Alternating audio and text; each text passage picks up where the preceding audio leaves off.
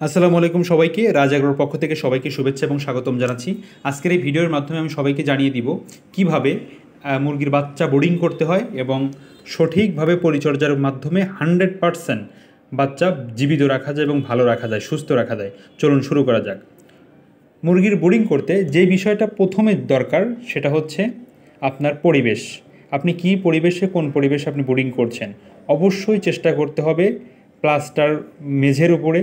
2 number যেটা, চারিদিকে আলো বাতাস, পর্যাপ্ত পরিমাণে আলো বাতাস যেন আসতে পারে। 3 নাম্বার যে বিষয়টা সেটা হচ্ছে আলো, মানে হচ্ছে লাইট। আপনি যে লাইটটা দিচ্ছেন এই লাইটটা কত ওয়াটের লাইট, কী পরিমাণ আপনি আলো হচ্ছে, এবং আপনি যে থার্মোমিটারতে দেখতে পাচ্ছেন এই থার্মোমিটারের মাধ্যমে তাপের যে পরিমাপ, যে কতদিন পর্যন্ত কতটুকু তাপ চলবে, কীভাবে হবে এই বিষয়টা। আর যে বিষয়টা, এই যে লাইটগুলো, যে আপনি কতটা বাচ্চার জন্য কতগুলো লাইট জ্বালাবেন। আমি এখানে 200 ফাউমি মুরগির বাচ্চা বোর্ডিং করছি, এদের জন্য প্রতি 50 পিচে একটি করে 100 ওয়াটের বাল্ব লাগাইছি, তার মানে হচ্ছে 4টা ওয়াট 400 ওয়াট। এইভাবে আমি কিন্তু বোর্ডিংয়ের সেট আপটা করছি এবং চারদিকে আমি প্রথমে পর্দা টানায় দিছি যাতে করে বাহিরের বাতাসটা না আসতে পারে, এবং আমি যখন চাবো তখন কিন্তু আমি এই আলোটা কিন্তু আনতে পারবো। সারাক্ষণ যদি আপনি বদ্ধ করে রাখেন তাহলে কিন্তু আপনার বোর্ডিংয়ে সমস্যা হতে পারে। এবং যে পেপার বা লিটার বা চিটা, এটা যেগুলো দেখতে পাচ্ছেন, এই চিটাগুলো কিন্তু একদম নতুন এবং পরিষ্কার চিটা দিতে হবে। এবং চিটার উপরে যে পত্রিকা বা পেপার যেটাই বলেন না কেন, এই পেপারটা আপনি চেষ্টা করতে হবে প্রথম 2 দিন 3 দিন আধা ঘন্টা পর পর পত্রিকা চেঞ্জ করা। এইটা চেঞ্জ যখনই আপনি করবেন তখন আপনার মুরগি ঝরঝরে এবং সুস্থ থাকবে।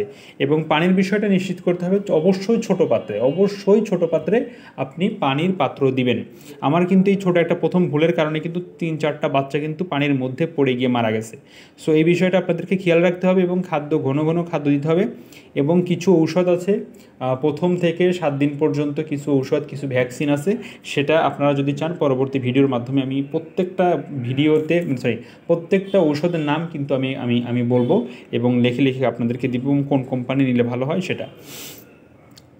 এইভাবে আপনার প্রথম বোর্ডিং কমপ্লিট করতে হবে। প্রথম 1 দিন 2 দিন আপনাকে একটু কষ্ট করতে হবে, আপনাকে ঘুমানো যাবে না, ঠিক আছে? আপনি প্রথমে এই যে মুরগির বাচ্চাগুলো দেখেন একদিকে জোড়া লাগে থাকতেছে, আবার একদিকে হয়ে যাচ্ছে, এইগুলো আপনাকে সরাই দিতে হবে।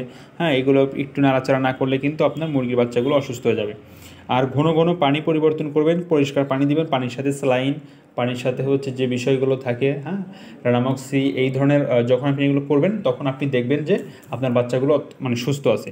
এভাবে আপনি যদি একটু পরিচর্যা করেন, একটু যত্ন করেন, তাহলে আপনার প্রত্যেকটা বাচ্চা সুস্থ থাকবে এবং শতভাগ আপনি প্রোডাকশন বাচ্চাগুলো ক্লিয়ার থাকবে।